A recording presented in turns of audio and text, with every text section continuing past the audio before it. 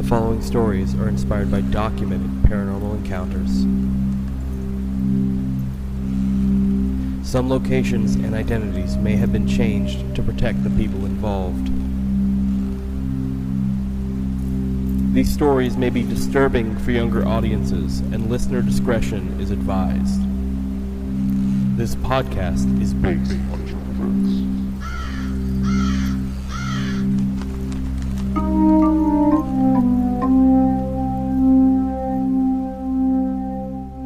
Hi, I'm Dalia, she, they. Hey, I'm B, she, they. Hi, I'm Brandon, he, him. And this podcast is based on true events. What up, party people? Hello. Hello. Welcome. How are you? Right into vibe checks this time around. How are we feeling? Does anybody else want to go first this time? I'm feeling just dandy. Cool. I'm great. Awesome. I'm also dandy. Like the lion. Like the dandy? Okay. Dandelion. Oh. I'm sitting here like, what the fuck kind of lion is called dandy? Dalia drops just the greatest pun, and me and B are over here with our dial-up internet brains. I had to say it back to you in order to figure out what you meant. That's what that was. Yep. Dandy lion dandy. Yeah, that was. I'm like, I watch all the kids shows. Who's the new lion named My Dandy? first thought was the Wizard of Oz line. It's like, that's not its name, hun. I just assigned that to, that's what you did. So, Interesting. But no. Yeah, I'm doing good too. Like, it feels amazing out. It's been feeling amazing out all week. But it feels amazing out here. We don't even have to have our AC on right now. We've got the windows up top open. We'll probably close them after this episode and turn on the AC because it'll get up above what we like to stay comfortable at. But I'm at a very good temperature. Yeah. You know? Which, I've got to be at a very good temperature or else my body just does not enjoy anything. It's very much sweater in the morning, tank top and shorts in the afternoon. Oh, for sure. It's been nice at work because, like, you know, we have this warehouse we're in, but we got both the big doors open, and so we get the breezes, but not all the sun. I bet that's nice. It is nice. It's very nice. Sounds like that breeze. I love a good breeze. It's nice to finally get a cool breeze. And apparently, it's supposed to stay around this. That's it. Like, we're in fall weather apparently now. There's not going to be like, this isn't false. I thought we were going back to hot, like in a week. Nope. The highest we're getting on like Monday is like 80. It's like 80, 82 is what I was saying. You mean we're not in false fall? Oh my god. We're not in false fall. We're in fall. Yeah. What I'm seeing right now is 80 on Sunday. 80 is not fall weather, guys. 80. Well, hush. You hush. It's better than what we've been getting. Yeah, it's better, but 80 is not fall weather. But 80 with a 54 low, that's fall. Okay, that's better. That's better. Because we've got on Sunday, we've got 80, Monday 82, and then we're going back down. Thursday, I'm getting a high of 65, which I'll take that.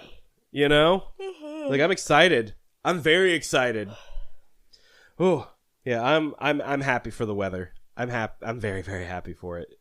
But yeah, anything else?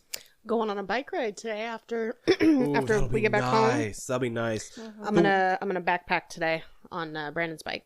Oh, hell yeah. Mm-hmm. That's so nice. You going with anybody? Good question. I don't know. Maybe. Listen, I'm in passenger princess mode today. Fair. Got it. Yep. Yeah, the wedding we're going to is at like a barn or something. Oh, so that'll like be pretty. it'll feel great. It'll feel great out. Oh yeah. Yeah. Dolly, anything else before we get started? I think we're good. I think we should dive right the frick in. Dive right in. Party on, Wayne. Because I'll tell you what, the story I'm doing today is one that I've said this before with episode 15, but it's one I've been wanting to cover for a little bit as well. Like, this is, I have like a list of stories I'm like, oh, I want to make sure I cover this episode at some point, and I'm slowly making my way through those, right? Yeah. Well, I'm making my way to this one today. Now, this one actually, well, I guess I'll just get into the intro, won't I? So, as the two of you know, we don't cover true crime on this show. However, it is important for this next story that I at least start with a bit of true crime. So, Herbert Richard Baumeister was a serial killer who murdered over a dozen men in the early to mid 1990s in the central Indiana area. Most of these men he would pick up from gay bars in the area, and police ultimately found the remains of 11 men on Baumeister's property, with only 8 being identified at the time. After a warrant was issued for Baumeister's arrest, he fled to Ontario, Canada, where he killed himself at a park on Lake Huron by gunshot to the head. Damn. There's plenty of good true crime podcasts that go into depth of this story that I would highly recommend checking out, including but not limited to, obviously, serial killers. There's the last podcast on the left that covered this, and That's Why We Drink, one of my favorite podcasts, has covered this before. It's a great podcast. And That's Why We Drink? Oh, yeah, Yes. absolutely. Love them. Love them. Yeah. And most recently, a podcast mutual of ours, actually, on socials has covered this, called Macabre Mondays. Oh, cool. I don't listen to all their episodes because I'm not a huge fan of true crime, but from what I have heard, they all these podcasts do really well with true crime. But true crime is really iffy to listen to for me because if you're not being respectful of it, it's not okay. Yeah, it's a careful dance. Yeah, for sure. Oh, I'm sure our mutuals are pretty respectful with it, No, but yeah. it's depressing. Either way, they are a really good podcast. I recently listened to their Annabelle episode, which was really good, so that was fun. Go check them out. But after the death of Herbert Baumeister, the property that he shared with his wife and 3 children, and that became the place where a lot of poor men took their last breath, was fixed up and put on the market, which is where our story picks up today. As told by the show Paranormal Witness, I give you the tale of Fox Hollow Farm. In 2006, Rob and Vicky Graves decided that they needed more space and a change of pace from life in the city. Somewhere where the neighbors weren't as close by, and somewhere where they could really just be themselves. When they first saw their soon-to-be new house, they were in awe. Beautiful architecture, lots of land, and even an indoor pool. However, Rob thinks he remembers hearing the name of the property, Fox Hollow Farm, in the local news some time ago. Rob decides to ask the realtor if this was indeed the place where serial killer Herb Baumeister had lived.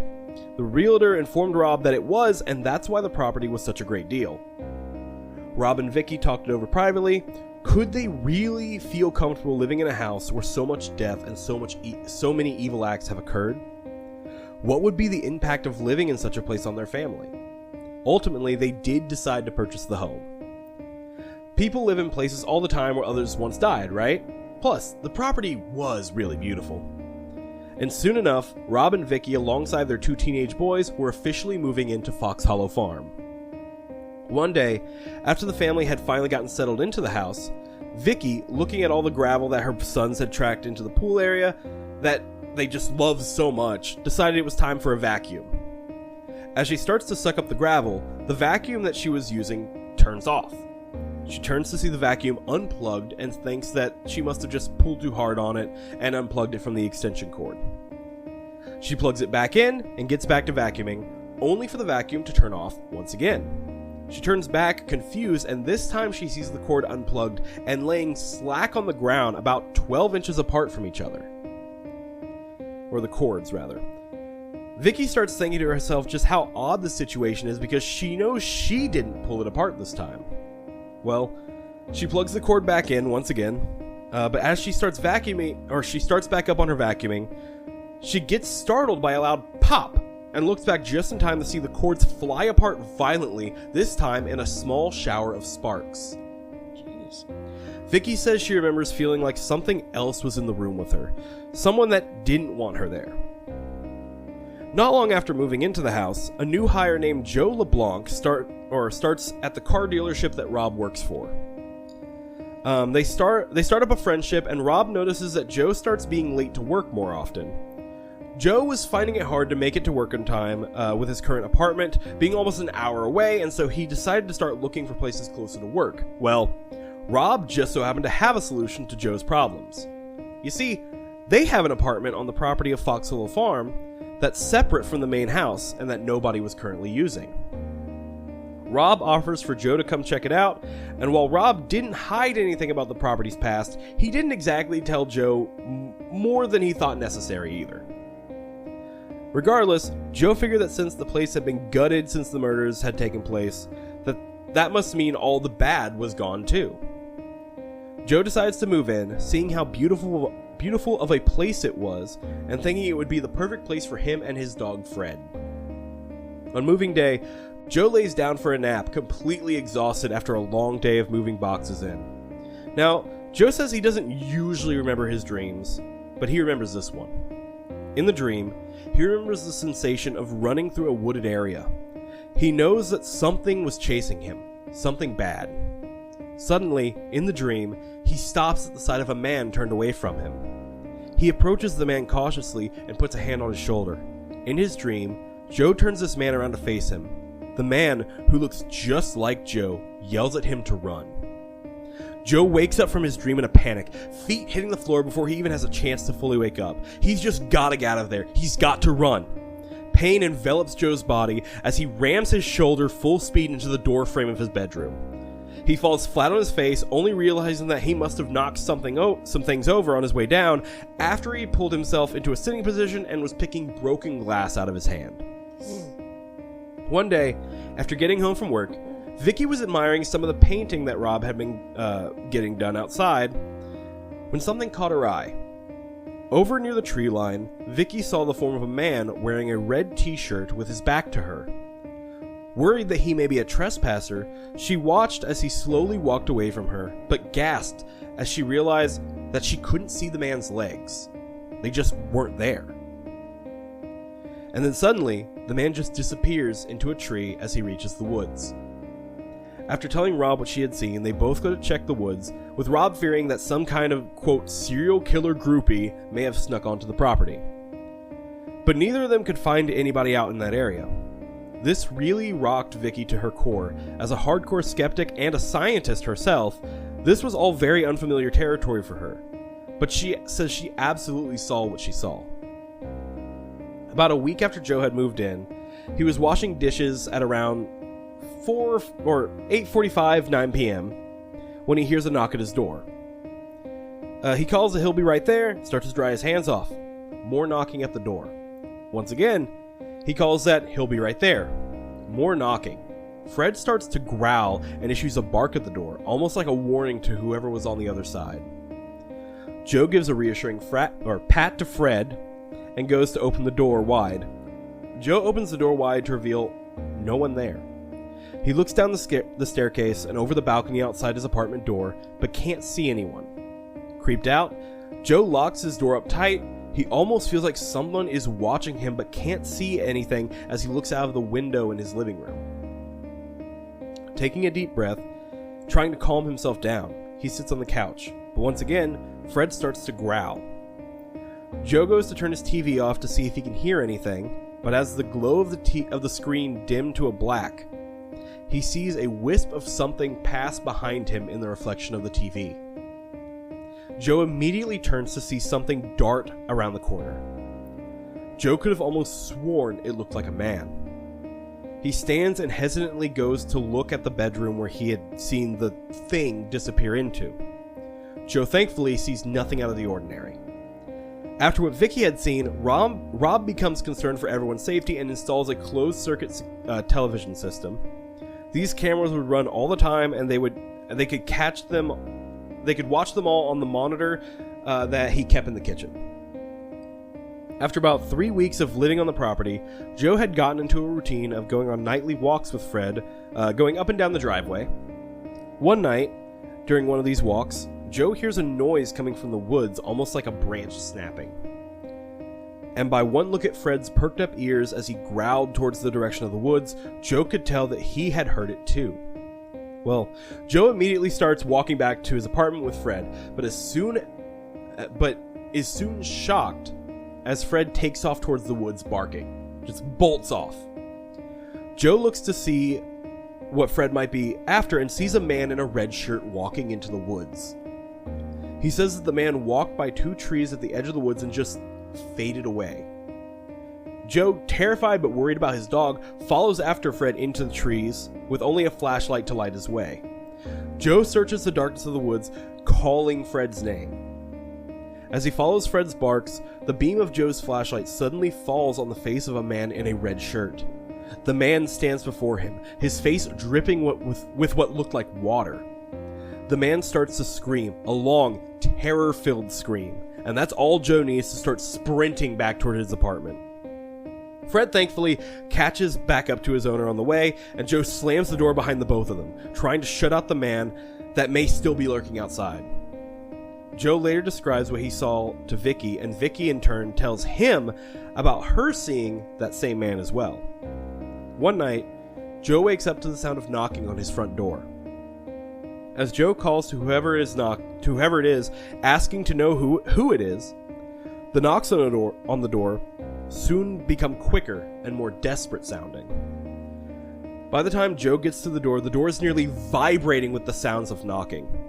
Scared and angry, Joe throws open the door to once again find nobody there. However, as he looks up, he sees the door knocker.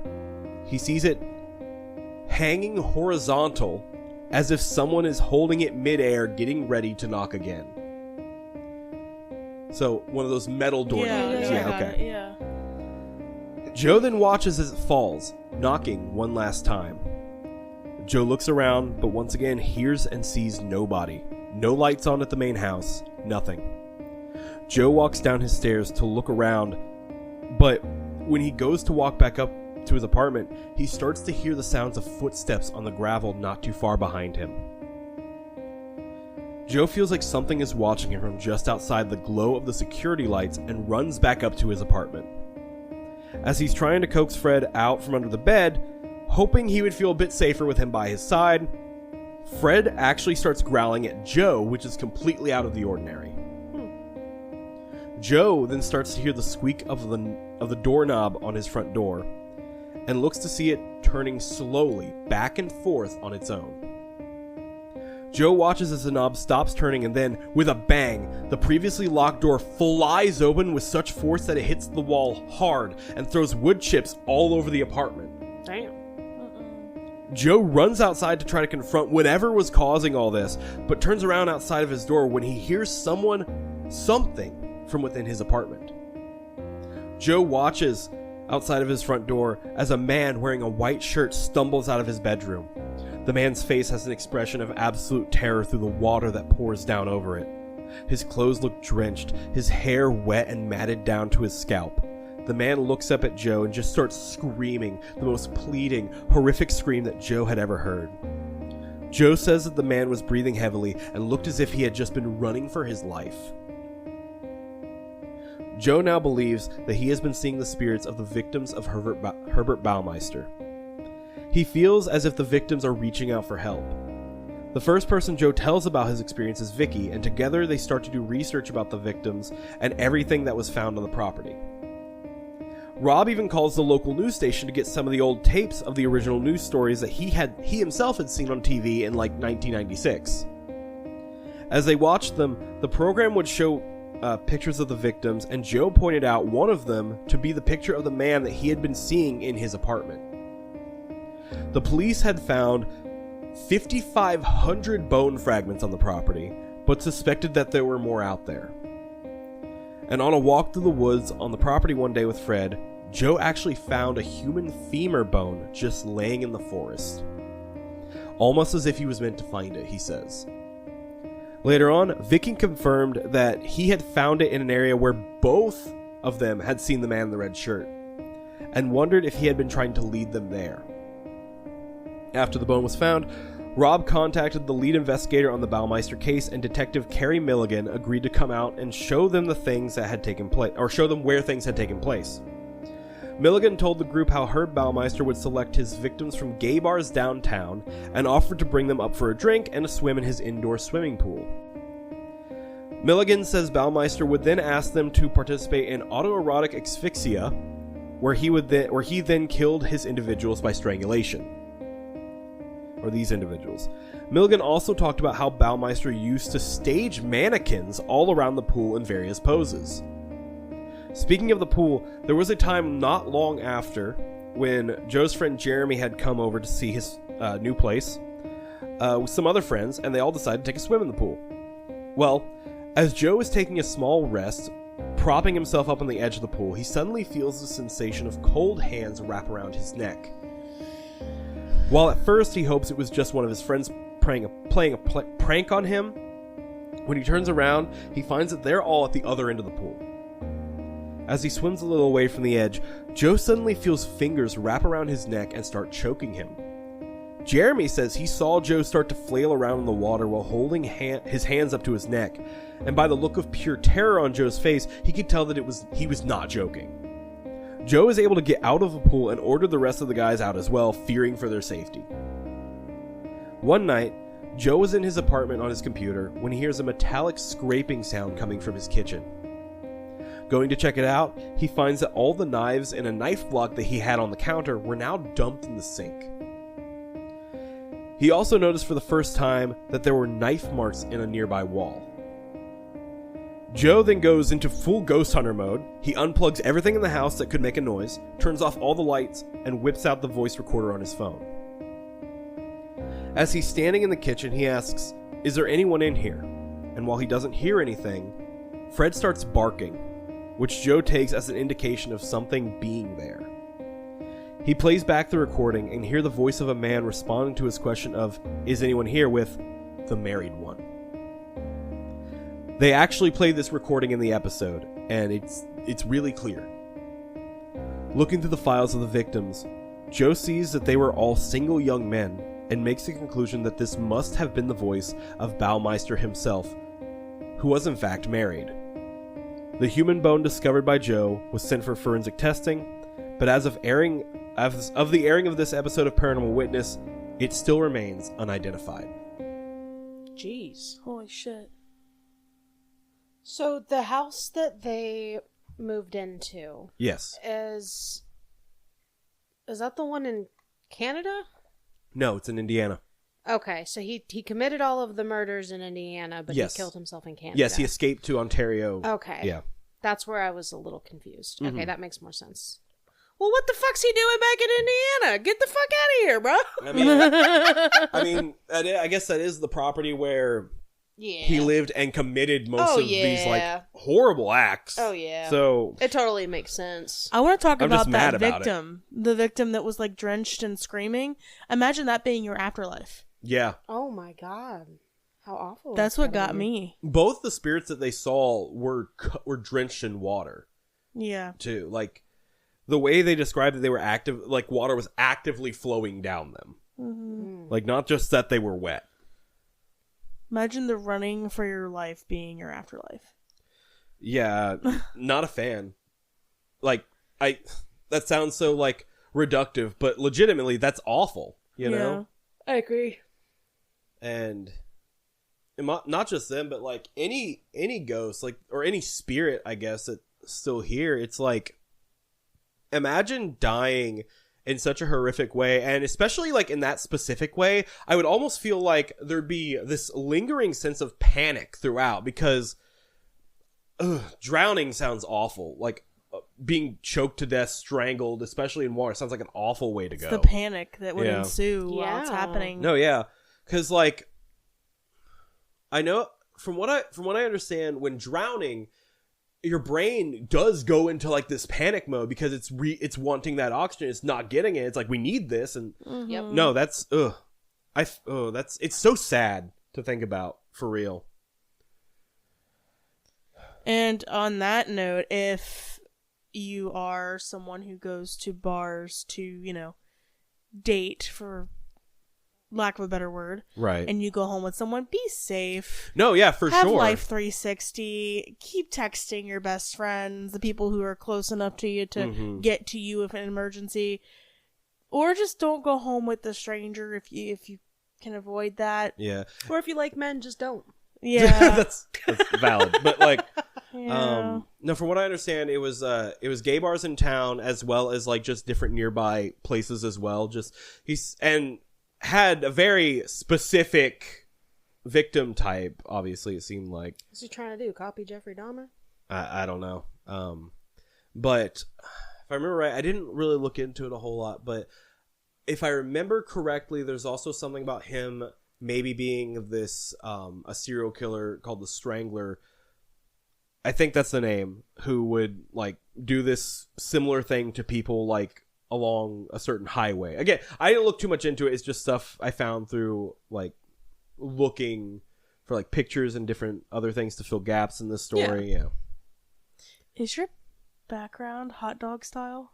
It is. That's funny. That's amazing. It's purple also. You guys don't know about hot dog style. Well, you've listened to the episode probably, but it's a thing. It's a thing of merch Jordan has made for us. It's one of the things that is coming eventually. You'll see. Eventually. Also, sorry for the interruption. I didn't mean to. I just thought, and I had to say something. Hot dog style. You know it. Well, yeah. What are any more thoughts on this one? Because ultimately, it's just really sad because we're really dealing with murder victims at right now of stuff that's like, to me at least, feels still really fresh, right? Mm-hmm. Like, yeah, I was born in the late 90s. Yeah. Like, what? No, yeah, it's very sad. It's heavy. Yeah. Oh yeah. It's because of the true crime aspect of it. No, for Yeah. sure, and especially like the time frame it happened, it feels so close to home. Especially being in Indiana. Yeah, that's Like, across the railroad tracks. I grew up in Indiana. Like, yeah. it's. Did they say what part of Indiana? If you did, I missed it. Or just don't remember. I don't remember off the top of my head. I'm sure we could. But you can find Fox Hollow Farm on Google Maps. Yes. Like, but are you guys ready for some pictures? Oh, that I yes. have for this? I've got a few different ones for this one. This first one is of. Hold on, which one should I show first? I have a specific order. I just gotta make sure that I'm correct. Okay, yeah, I'm right.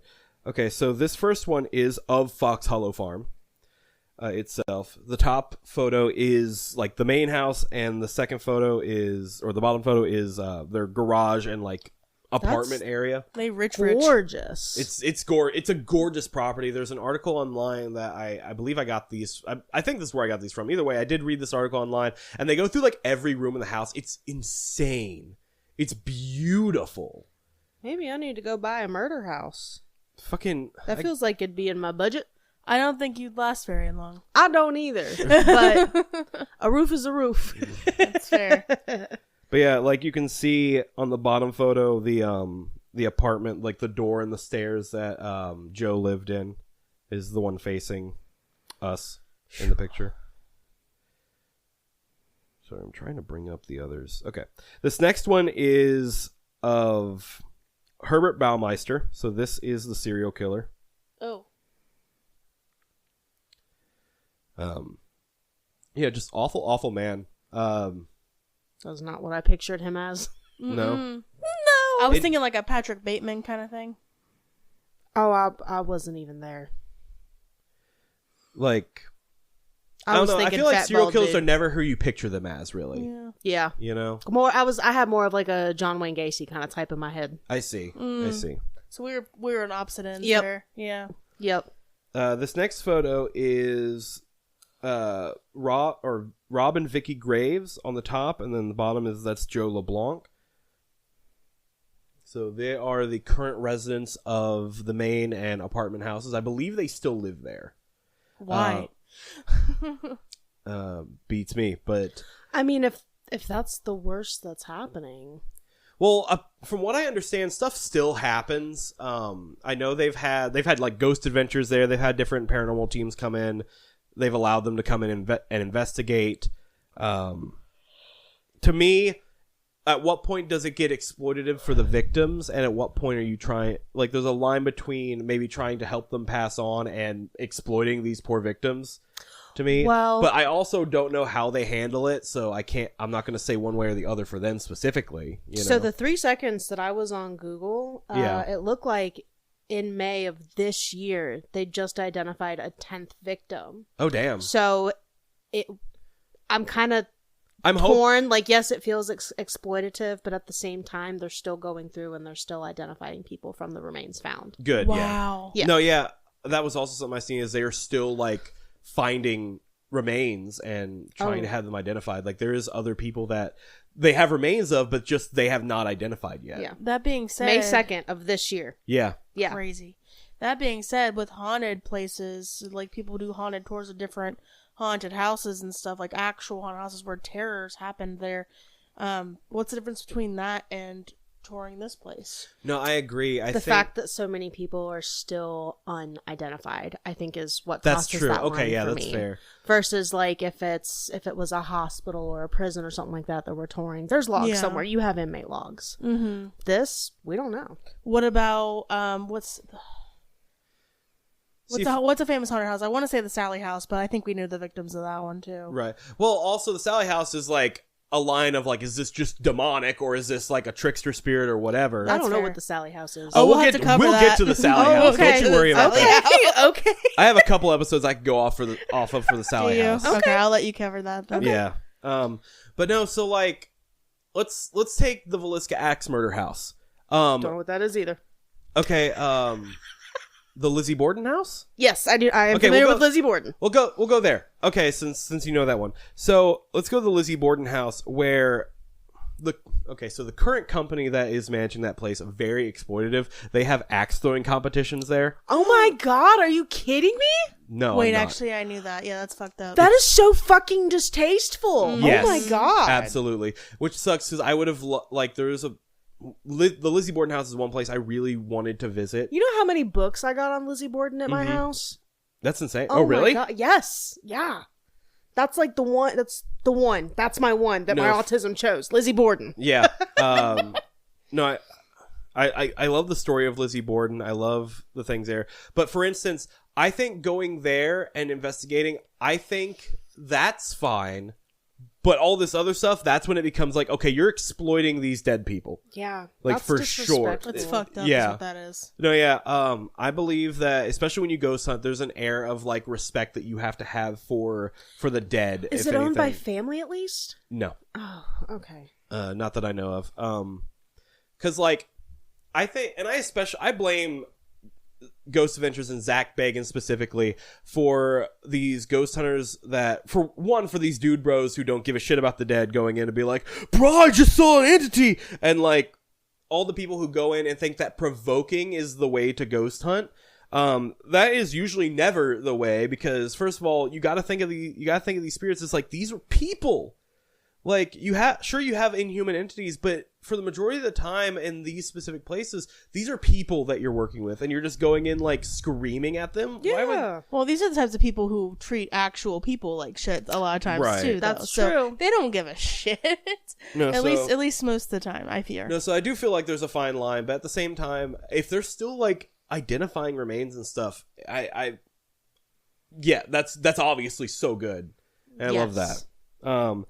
Anyway, this last picture I have here is of what the pool area looks like currently.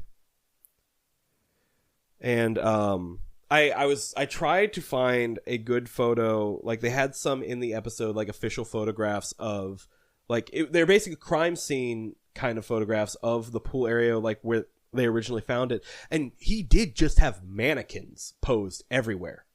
That's Jeez. freaky. It's freaky, yeah. I highly recommend going and watching the Paranormal Witness episode of Fox Hollow Farm. It's just called Fox Hollow Farm, and because they have the EVP of the married one. I wonder if And mannequin. And then they also have the mannequin photos and stuff. But on that topic, do you think it's because he wanted an audience? I don't know. And it made him feel like he had an audience? I'm not one to delve into the mind of a serial killer. In my brain, I'm just like, that's fucked up, and you don't deserve any more attention. Oh, I want to know. I want to know Right. what the fuck is wrong with him and why, like, the motives behind the little things, like the fucking mannequins. It's like, that's just one of the weird details. When it comes to motives, like in reality, it just comes down to they're fucked up. They're messed up in the head, and they have these ideologies or these like needs and wants that just are not normal. And something I've noticed that it seems to be reoccurring, at least with a few different like serial killers I've thought of, is they all seem to have head injuries at a young age. Mm-hmm. And so there's probably something like that gets crossed there. I was reading something, and there is something in the brain. I don't know what it's called. I'm not a scientist. No, for sure. But there is something in the brain that these serial killers have had in common. I'll have to do some more research on that and bring that up next time. But right. Yeah. No, but like, it's all, obviously it's all in the brain. It's all a crossed wire in the brain. Like, we are literally just a puppet for our brain. That's all. Like Flesh puppets. flesh puppets for our brain. Like that's the main thing, you know. That's We are the brain. what we are our brain. On that disturbing note, any other observations, statements, questions before we move on to Dalia's story? Stories? Mm-hmm. Okay. Stories. I don't think so. No. That's But yeah, but if you want to know, if anyone here wants to know anything more about like the serial killer side of that, the podcast I mentioned, all the podcasts I've mentioned before, the I-70 Strangler. It was the I-70 I-70 Strangler. Strangler? Yeah, the I-70 Killer, the I-70 Strangler, and I believe they think Herb. that's him, which like I wouldn't doubt, you know. Mm-hmm. I'd love to know 100%, as I'm sure families of the victims would, oh yeah, but feels correct. But yeah, the Macabre Mondays. I have listened personally to the and that's why we drink episode of the Fox Hollow Farm Herbert Baumeister case, and Christine always does a great job of being very, very professional and handling these cases really well. All right, Dalia, what have you got for us today?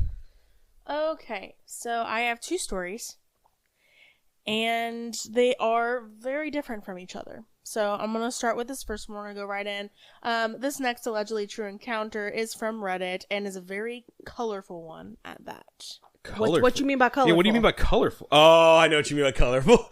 I just looked at the set list. I have our How list. does it feel to not be in the know, B? Like I always fucking feel. So I have titled this story Crayons. I So don't have let's the, get into it. crayons or the time to deal with How this. do you say crayons? Crayon? Crayon? Crayon. What is it, a fucking berry? Crayon. Yeah, cranberry. It's crayon. Cranberry. Crayon. I say crayon. I'm pretty sure. Crayon. Crayon. Give me the fucking crayon. Give me a crayon. The crayons? Yeah, give me the crayon. How do you say crayon? Leave in the comments. How do you say? Yeah, spell it out. Do you say Like, correctly or do you say crayon? Like B? Do you say correct? Just don't ask me to say oil. Say what? Oil. Oil. Oil. Oh. Oil. I can't say iron without saying it like What I is it? just said. 5 bowls of bowl Iron. and oil? I can't say the word. Iron. 5 bowls of bowl and oil. Your turn. I have 5 bowls of bowl oil. What is that? 5 bowls of boiling oil. 5 bowls of boiling oil. 5 bowls of bowl and oil. Oh wow. So, Fucking heck! I have a Sorry. different kind of problem with a word. I have trouble pronouncing the word obsidian. Like Obsidian. So if I'm not thinking about it, if I'm just reading it and not thinking, I pronounce it obesidan always. I love that.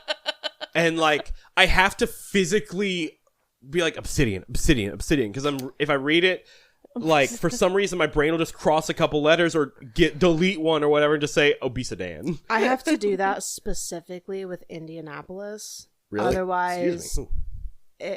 it's like Indianapolis is all I hear or something like that. But Indianapolis, I have to think about it. Really? Y'all Okay. already know my thing with I don't remember what word it was, but I was getting made fun of for that a few episodes ago. Oh by yeah, Brandon. priestess. It looks like it should be pronounced Priestess. Priestess, yeah. Priestess. Priestess. Priestess. There's no you there. My Priestess. mom, when she says protein, she like emphasizes the second half of the word, and she says Protein. protein.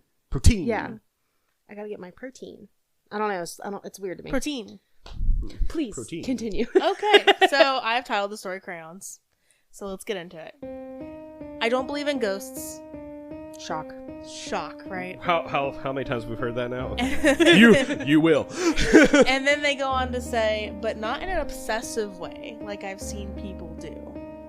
So they're not obsessive about not believing in ghosts. I'm not Take like that how the- you will. I'm not like the other skeptics. I'm not like the other skeptics. But I believe this writer is younger. I think they are in high school or like straight out of high school. So Okay, sure. I'm not like the other girls. I'm not like the other Okay. girls. All right. So though this story is a bit of a wild ride, it can probably just be a mistake on my part, really. It's also such a weird event in my life that I've never really been able to move on from it. And through friends get-togethers, I bring this shit up and they eat it up every time. Okay. All right.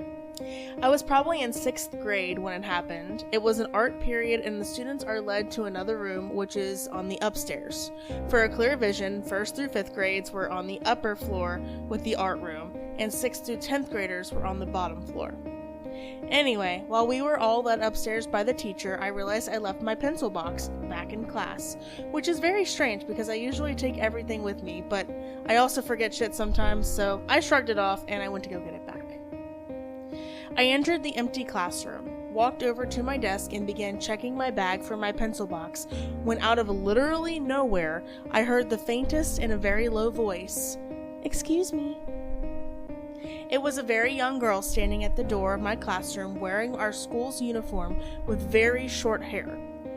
You know, those terrible up-to-ear like short. And I said, "Okay, rude, OP." No, for real, what? Comment. Yeah, I used to rock the fuck out of a pixie cut. Are you kidding me? Yeah, what a dick. Then again, I believe this Correct. is a high schooler writing this. Way more judgment. I had a pixie cut in high school. Yeah, high schoolers suck. Okay. This bitch. I can't really remember her face anymore because this is like a 7-year-old memory of mine. But she was very adorable. I'll leave it at that. So you're going to judge her haircut, but she's adorable still. Got it. Right. Alright. I asked her if everything was alright, and then she asked if I happened to have any crayons on me. Now, for a little bit of a fun fact about me, I never carry my crayons with me all the time because they're a bit expensive here where I live, but lo and behold, I had them with me that day. I could have said no and moved on, but for some reason I said yes and pulled the pack out to give it to her. She walked up to me, took them, and said thank you. Like any sane person, I asked her what her name and class was so I can retrieve the crayons back later. She seemed confused for a second, like genuine confusion, before muttering something to herself. I asked again, and this time she responded with Amber from class 2C. After that, I let her go and went back to my art class, only to realize I left my pencil box back in class, so yay to that. So she still left they, I'm not sure pronouns here. My class came to an end, and I went to the class of 2C and looked for the kid from the open window that allowed a clear view. Didn't see her. Then the teacher noticed me and asked if I needed something. I told her the story and the name of the child, and she seemed confused. She looked around the class with the description of the child I provided before looking back at me saying I have the wrong class. Her confusion was now passed on to me, as I said the girl told me to meet her in this class. The teacher was nice and even called out the name Amber out loud, and still, the girl wasn't there. Odd, but I thought she was a young girl who didn't know her class properly, no big deal. I then went to find her in the other classes. I checked the 1st grade classes, 2nd grade, and even 3rd grade. Before I knew it, I searched the whole 1st floor, even though she couldn't have been from 4th or 5th grade, given her height and speaking manner, but still, you never know. Again, I let it go, because the school had so many kids it was hard to keep track of, and just decided to try again the next day. Next day rolls around, no trace of her. At this point, I'm not even panicking about the girl not existing. That girl had my expensive crayons. I just wanted them back. 3 days of trying, nowhere to be found. She just straight up didn't exist because I had went to the fucking principal and pulled up attendance records with her to find this child. Not a single person matched Amber. Damn. Long story short, my crayons were stolen by some entity.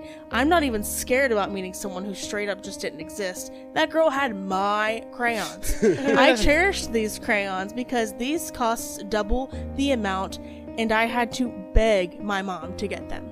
Yeah. So if the soul or whatever entity I met, may I please have my crayons back? Please? They cost a fortune. Now, some questions you might have. Did I tell my parents about it?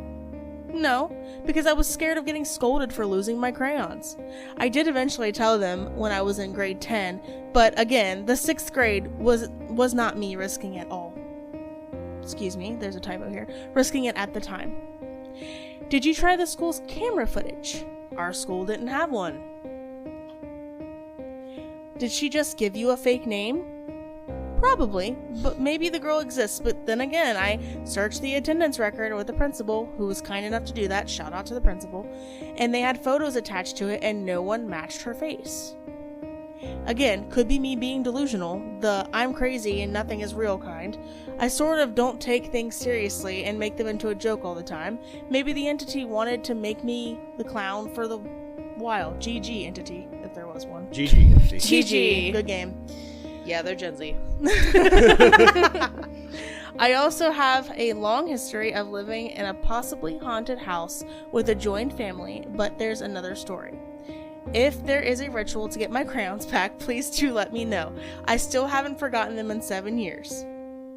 Thoughts? I'm going to start equipping GG entity into my regular Yep. scheduled program. GG entity. I love that entity. You I hear hope that, that's Jordan? New merch GG idea. entity. I'm fixing like a neon green, lime green. I love how funny this one is. 'Cause Pixelated. They're like, I don't give a shit that they're a ghost. Give me back my crayons. Yeah. Right. You just said crayons. I know, I did. Crayons. It's B's fault.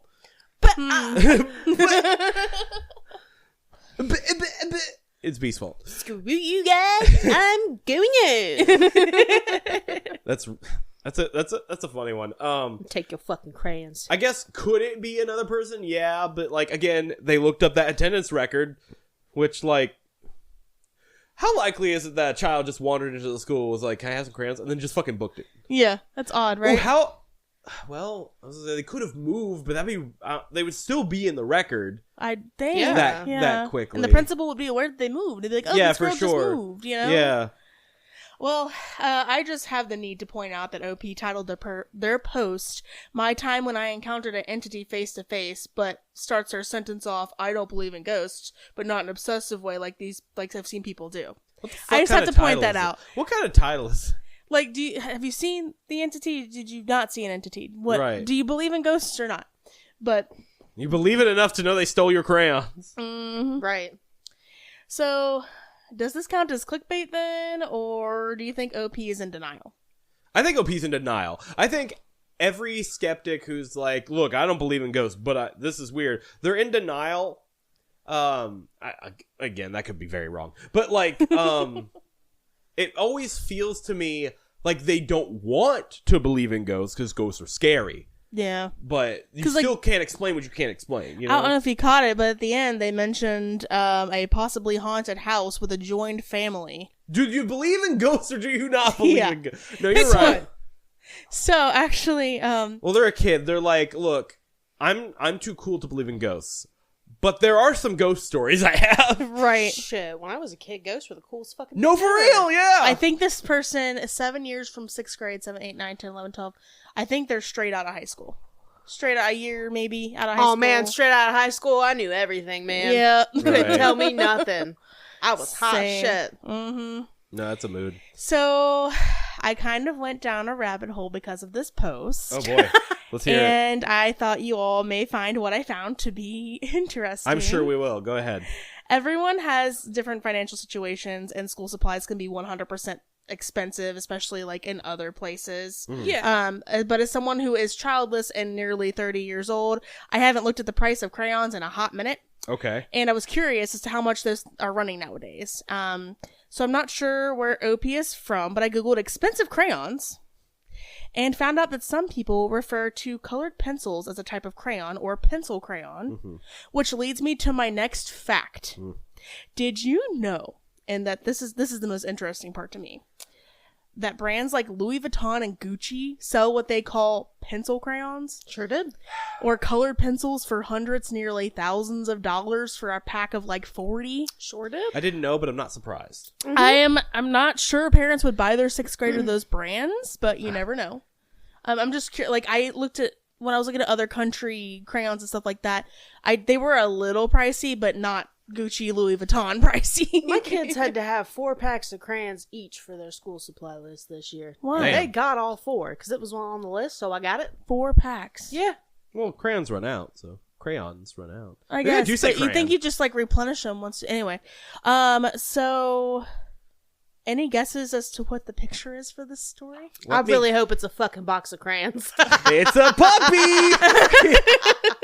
If it's a dog So- dressed up as a blue crayon, I'm going to lose my mind. I made a collage of different crayons. So we have one, the first one that popped up when I was doing research was this $27 container of I think, French Carnache. I don't know. Crayons. But they obviously sell them to, well, it's I not don't like obvious, how but Those they do aren't sell them to crayons, they're United States. pastels. So this was my next point Yeah, that I was those are- going to make. Hold on. This is my next point that I was going to make. There are fancy crayons, right? Okay. Like fancy artist crayons. It can be pastels, the oils, you know.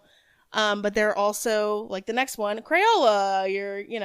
Everybody Right. knows Crayola, at least if you're... Sure. If you're giving your kid pastel crayons, Oils. oil, like that's not what's being asked for. Like, and then my next one, Louis Vuitton. Unfortunately, the price I didn't realize got cut off, but that one was over $1,000.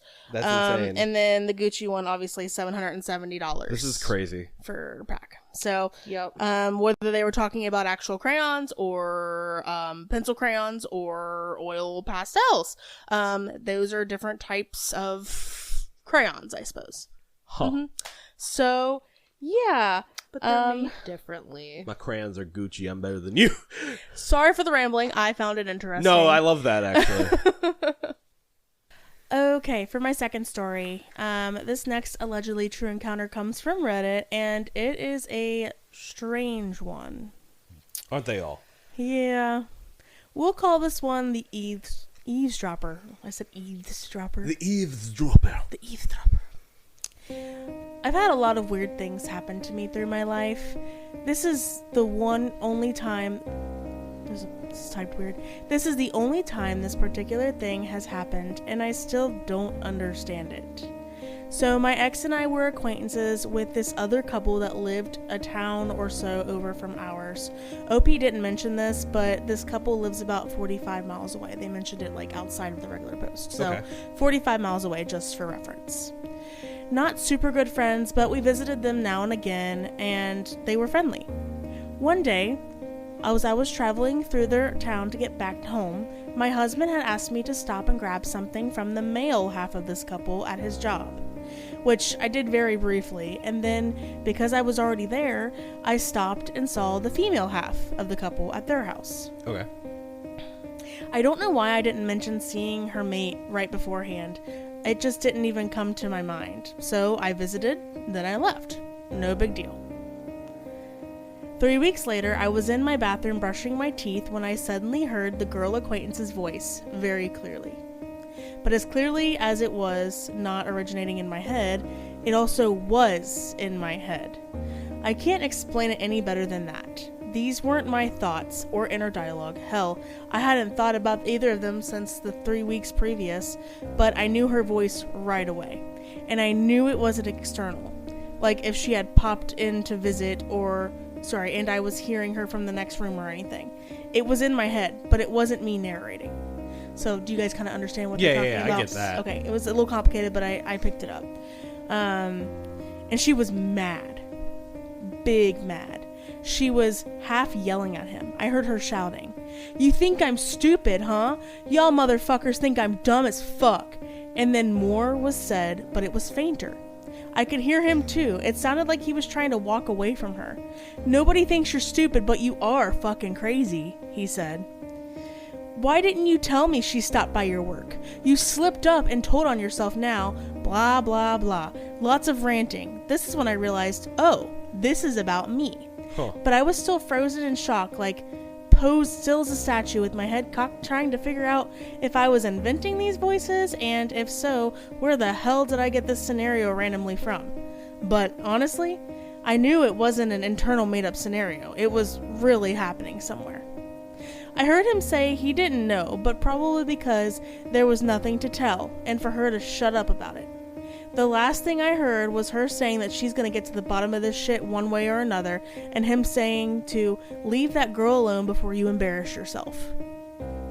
Okay, so I'm just kind of gaslighting myself in the following hours. Of course, it was just some weird random intrusive thought that was like a weird movie scene playing out in my head, only it was just the audio and involved people I know. Whatever, moving on. Laying in my bed that night, doom scrolling, I had a messenger notification. It is the female acquaintance. She is furious and asking me the same exact questions I heard her shouting at him. Some of it verbatim. And I was shook.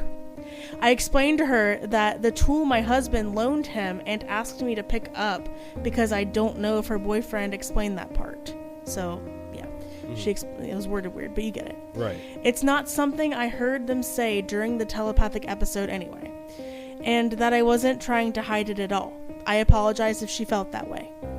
But more importantly, how in the holy hell did I hear their conversation almost an hour away, inside my own head? I am still thrilled from this. Any comments, questions, theories? I don't know, because that shit happened to me all the time. So if she can figure out what it is, great. Let me know. I have also heard stories like this, like a lot. Yes. Or God, deja vu. I had a crazy fucking bout of deja vu the other day. It's so identical. This shit happens to me too. Also, her mate. I think they might be British. Okay. Or wolves. I was hung up on that for a little bit. Mate. Or werewolves. Mate. I don't know. Mate. Ugh. If you're British, comment. Do you call your partner your mate? Anyway. Also, if so, why? Why would you do that?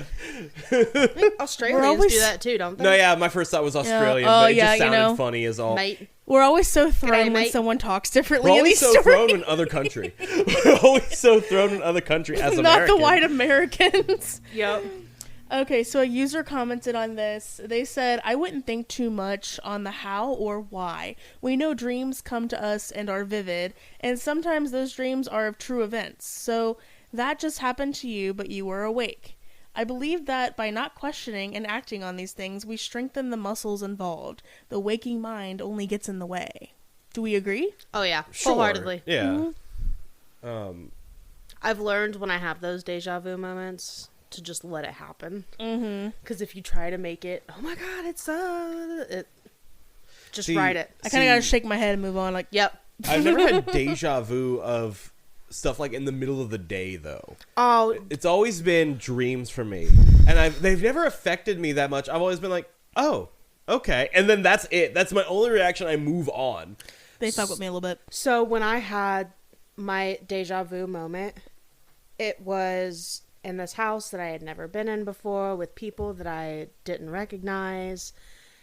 And I look down at my phone and I'm talking to my girls on the phone and whatever. Well, I get to my aunt's for the funeral and I'm watching the exact same thing play out, where suddenly I recognize the couches as I'm moving in the same movement that I did, and I'm on the phone with my girls. I mean, it was all exactly the same, down to my hair. I hadn't had my hair done yet, and I seen my hair in the video call. It's weird. It's real shit. And it always blows my fucking mind, where it is exactly identical, and I'm like, I have lived this exact experience before, and I'm doing it again. And it feels just as real the first time as it does when it actually happens. Mm-hmm.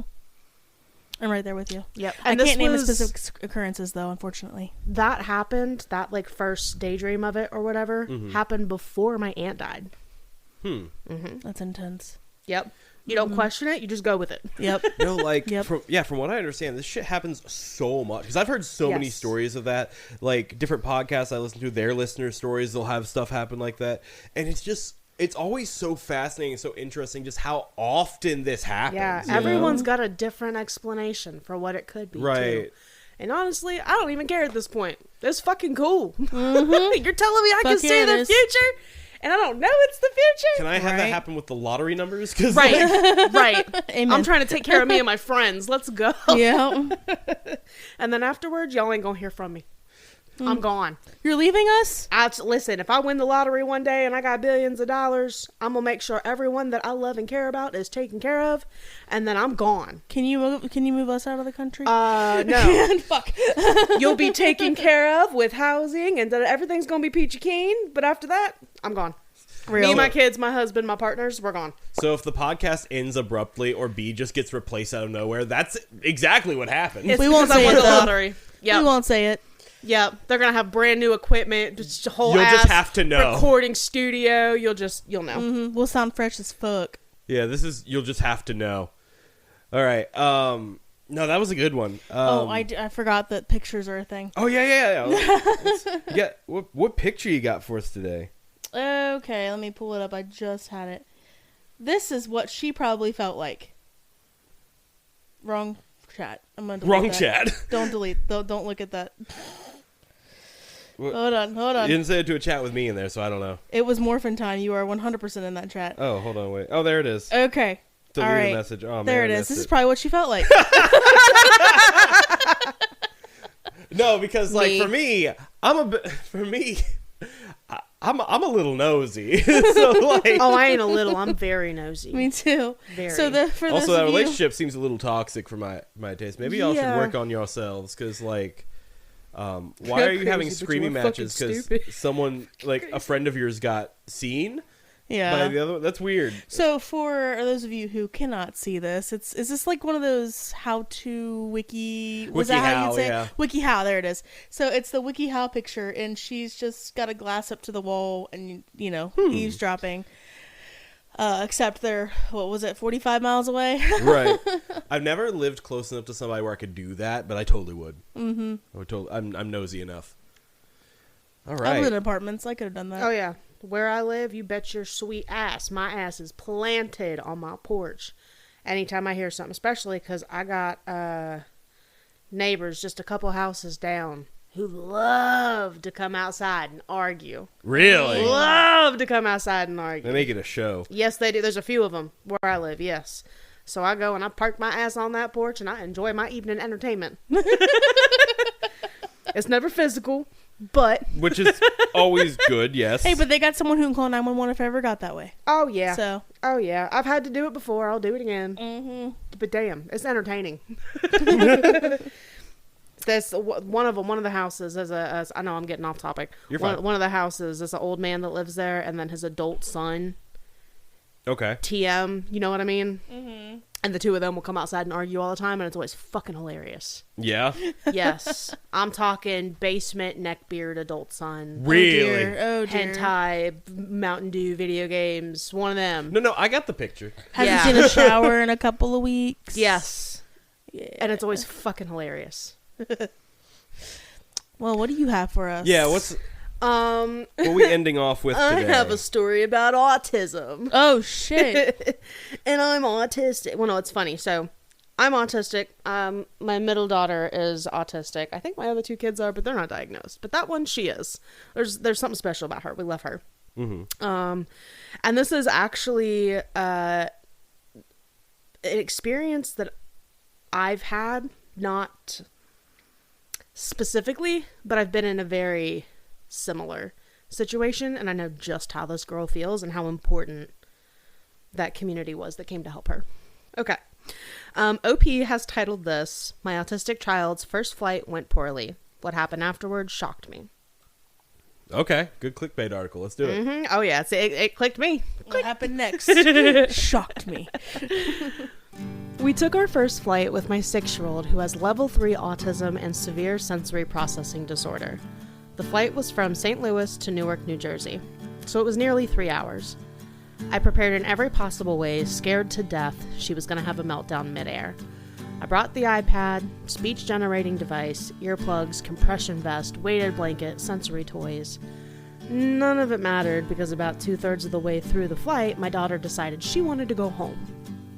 For nearly an hour, she screamed her little lungs out. She has a scream that is hard even for me, her mother, to endure. She kicked and flailed, and I had to pull her onto my lap, wrap my arms around her and my legs around hers. Occasionally, she'd wrench free and hit me. I closed my eyes and tried to shut my mind to the fact that my lowest parenting moment was happening in front of 100 strangers who were all trapped having to witness it. When we finally landed, I burst into tears walking down the aisle. This was back in April, and as overwhelming as the flight was, I'm still more overwhelmed by what happened afterwards. A man who had been seated by us carried our luggage for us. A woman, also traveling with a young child, spoke to me with such warmth and kindness it was clear she meant it. She told me that I was a good mom, and I did everything I could to try to calm my daughter.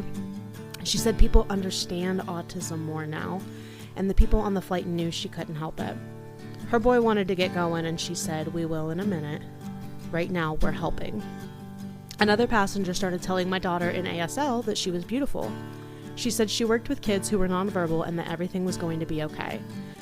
Yet another passenger, a doctor, asked if we needed any help. A literal crowd of the same people we tortured for an hour, who probably couldn't wait to get out of that airport, took the time to make sure we were okay. I'm sorry this turned out so long. I wish I could tell those people that they made me less fearful of the future, less afraid of my daughter being rejected by a world that doesn't understand her. And then there's an edit that she adds. When I wrote this post, I wasn't expecting this kind of response at all. It meant to serve the purpose of expressing my gratitude for the fellow passengers in a way that I couldn't that day. I expected it to go largely unnoticed or to be fodder for trolls. That so many people responded to this post with the same kindness and compassion proves to me that this world is not the cold, indifferent place I've spent much of my life believing it is. Or if it ever was, it's because I made it that way. You all make me want to give the same kindness to the world at large that you have shown. If all of you are out there, the world has hope, and I want to be part of keeping it that way. I cut my teeth on internet forums, where it was the normal to reply to each comment individually. I understand that's not done so much here on Reddit, but I will say thank you to everyone who took the time to respond. You've made my heart more open. I love That's so that. sweet. No, that's so nice, and I'm really glad that we are at a place and like getting more and more every day to a place where people understand, like autism and different social things like that, and to where it's so nice. It gives me hope that like, because even if you do understand it, not everybody is very like is going to be that type of person who's like, yeah, can I help? Is there anything I can do? I love that. That's such a good story. The amount of stares that I've had from Zara having her meltdowns, you feel very judged and you feel really shitty in the moment because here is your kid having a full-on fucking episode and you can't do anything to comfort them or calm them down. So you're hurting because your child is hurting and you can't help them. And then you have all these fucking people staring at you and judging you, not knowing what to do or how to help. Even just in that moment, if someone had just come up to me and said, "You're a good mom and I see you." That's all I need. That's the biggest fucking help right there. No, yeah. I can only imagine. So to know that she had such an overwhelming response and help, and that's because my daughter's autism is not that severe. She's only level 1. It's, I don't know. It's nice to see. Yeah, especially the three of us growing up the way that we did, how common it was to make fun of kids like that and all the different nicknames. Yeah. Like, I was called Spaz a lot as a kid. And that hurt my feelings a lot. Yeah. So, it's good to see. No, for sure. Well, thank you for that. As for the picture. Oh, okay. Second time in a row, I forgot about pictures completely. Like I mentioned earlier, I travel to Newark quite often. Sure. And I thought I had some pretty pictures, but I couldn't find them. So instead, I have a picture from my trip to California this past weekend. On my way home, okay, there was a little sunset on the airplane. I thought it was pretty on the wing. Oh, that is very that's so pretty. Mm-hmm. There were a few of them, but I think that was my favorite one I took. The sunsets have been getting more and more beautiful. What are those? Like, as the weather gets better. What are those 3 lights up there? Is that a reflection? Another from plane. The lights in the airplane? Another plane. We were coming into land. Oh, shit. Yep. That's cool. Mm-hmm. Yeah, I got a picture. Here's a picture of Chicago from the airplane. It's not Newark, but there's Chicago. That was just for us. Yeah, that's just fun. Just because. Yeah, you guys don't get to see it. It's the Chicago skyline. Google it. Right. I took it from an airplane. Right. Well, this has been a pretty good episode. I like this one. I agree. It was a very a well episode. I've liked both of the episodes in this session so far. Yes. So Me too. I agree. Yeah. All right. I think we're finally, as a podcast, 17 episodes in, starting to find our rhythm and shit. Maybe. We'll see how we feel like in the next episode or even next recording session, you know? Right. We'll see. I caught myself trailing off several times. Yeah. So, we'll see. Either way, I just have fun doing this with you guys. Oh, yeah. Me too. A blast. And thank you guys for listening along with us and spending this time with us, spending this Sunday or whenever you listen to us, spending this day with us. Yeah, you can check us out on Facebook, Instagram, YouTube. We're there on YouTube. We're on TikTok, and we are on Blue Sky, but we're not on Twitter because fuck Twitter. Fuck Twitter! Sorry, I was late. You're okay. I didn't really give a pause either, so that's on me. It's what I get for texting while we're talking. Excuse me. Oh, Put your you're phones okay, away you're on okay. set, people. You're okay. I have Let's get a phone basket for B. I have a pop socket on the back of my phone. I be spinning it Yep. all the time like a little fidget spinner. And then Your you almost phone and drop your it. weed. And I almost Here. drop it, and I hit myself in the ball with it, and then I'm like, I hit myself in the nuts with B's story during B's story as I'm spinning it with B's story. But yeah, if you have your own like wholesome or even paranormal experience, you can send those to us to read on the podcast at TPIBOTE at outlook.com. TPIBOTE. If they are paranormal stories, put in the subject line there for Dalia, no H. And if they are wholesome stories, put in the subject line there for B. And Two Two E's. E's. Two E's, yeah. But thank you guys for listening. Which one of you want to end us off today? B, do it. I guess B's been voluntold. All right. I love being voluntold to do shit. As always, it's been a fucking blast hanging out with you guys. We appreciate you so much. My mind went blank. I wasn't expecting to close. Hold on for a minute. Brandon's gonna have some editing to do.